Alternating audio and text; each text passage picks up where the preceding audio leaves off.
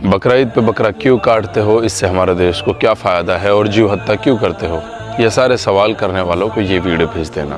पहली बात तो ये कि इससे कोई टैक्स नहीं भरता, किसी नेता की जेब में पैसा नहीं जाता, इसलिए इससे सबको दिक्कत है और सबसे ज़्यादा फ़ायदा होता है गरीब आदमियों को।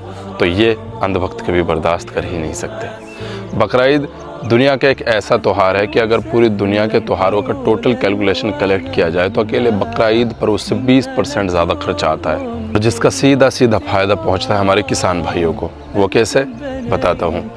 चलो सबसे पहले हम हिंदुस्तान ही को लेकर के चलते हैं, जहाँ 20 करोड़ मुसलमान रहते हैं, और इसमें अगर सबसे छोटा आंकड़ा लगाएं तो ये मान लेते हैं कि 10% लोग सिर्फ कुर्बानी करते हैं, और इसमें भी अगर सबसे छोटा आंकड़ा लगाएं तो ये मान लेते हैं कि 10,000 रुपये का एक बकरा कुर्बान करते हैं।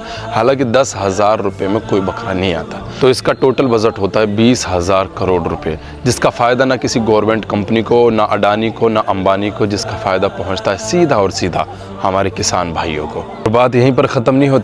इसके बाद हम मुसलमानों पर फ़र्ज़ होता है कि ये खाना हम गरीब लोगों तक पहुंचाएं, जिसके ज़रिए से 40 करोड़ से ज़्यादा घरों में खाना पहुंचता है, 20 लाख से ज़्यादा लोगों को रोज़गार मिलता है, और इसके ज़रिए से एक गरीब किसान के पूरे साल का खर्चा बड़ी आसानी से चल जाता है। और एक और बात बताऊं, इसमें 90% फ़ायदा हमारे हिंदू भाइयों का होता है। तो ये बात भला अंधभक्त कैसे बर्दाश्त कर सकते हैं? तो आपको कुछ सोचने समझने की कोई ज़रूरत नहीं है। दबा के कुर्बानियाँ कीजिए, बकरा ईद के मज़े लीजिए और हमें भी दावतों में याद कीजिए। मिलते रहेंगे। अस्सलामु अलैकुम वरहमतुल्लाहि वबरकातुहू।